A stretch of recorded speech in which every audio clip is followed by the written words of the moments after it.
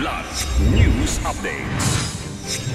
Sa ating mga balita, PNP hihigpitan ang pagbabantay laban sa mga smuggled na sigarilyo. Dangerous heat index mararanasan sa ilang lugar sa bansa ngayong Lunes. 17.5 million pesos na cash aid ipinaabot sa mga evacuees ng pagputok ng Mount Canlaon. Ako po si Cesar Soriano, kasama ang buong puwersa ng Kidlat News Channel para ihatid ang mga nangunang mga balita sa buong kapuluan. Ngayon, mas paiigtingin pa ng Philippine National Police o PNP ang pagbabantay laban sa mga peke at smuggled na sigarilyo na nakakaapekto rin sa kabuhayan ng mga tobacco farmers at maging sa kalusugan ng publiko. Kasunod ito ng report ng Bureau of Internal Revenue na umabot sa 25.5 billion pesos na halaga ang nalugi sa kanila noong nakaraang taon dahil sa mga naglipa ng mga smuggled na tobacco products. Ayon kay PNP Chief Romel Francisco Marbil na inatasan niya na ang lahat ng police units na paigtingin ang kanilang mga monitoring laban dito dahil malaking kawalan ito sa ekonomiya ng bansa. Dagdag pa niya na kabilang sa kanilang paghihigpit ang surveillance, border control at coordination sa iba pang law enforcement agencies. Sa kabila ng pagsisimula ng La Nina o tag-ulan, makakaranas pa rin ng delikadong heat index ang ilang lugar sa Pilipinas. Ayon sa Philippine Atmospheric Geophysical and Astronomical Services Administration ng PAG-ASA, mararanasan ng 42 degrees Celsius hanggang 51 degrees Celsius na heat index sa 28 lugar sa Pilipinas na nasa danger category.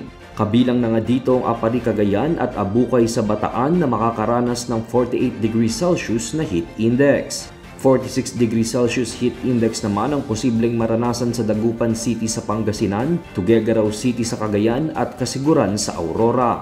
Pinag-iingat naman ng PAG-ASA ang mga nasa lugar na nasa extreme danger at danger category na maaaring makaranas ng heat cramps at pagkapagod at posibleng heat stroke dahil sa pagkababad sa init ng araw. Nakatanggap ng mahigit 17 million pesos na cash assistance ang mga pamilyang apektado ng pagputok ng Bulkang Canlaon sa La Castellana at Bago City sa Negros Occidental. Pinangunahan ni First Lady Liza Araneta Marcos kasamang Department of Social Welfare and Development o DSWD ang distribusyon ng cash relief at food packs sa mahigit 1,700 na pamilya sa lugar. Ayon sa DSWD, nakatanggap ng tig sa 10,000 ang bawat pamilya na nasa ilalim ng Assistance to Individuals in Crisis Situation o AICS. 1,500 sa mga benepisyaryo ay mula sa La Castellana habang 250 naman ang mula sa Bago City. Samantala, umabot na sa 68 million pesos ang halaga ng naidulot na pinsala ng pagputok ng Bulkang Canlaon sa mga pananim at palaisdaan sa Negros Occidental ayon sa datos ng Office of the Provincial Agriculturist. Patuloy naman na inoobserbahan ng PHIVOLCS ang bulkan na kasalukuyan pa rin nakataas ngayon sa Alert Level 2. Para sa Kidlat News Updates, ito si Jai Reyes, nag-uulat.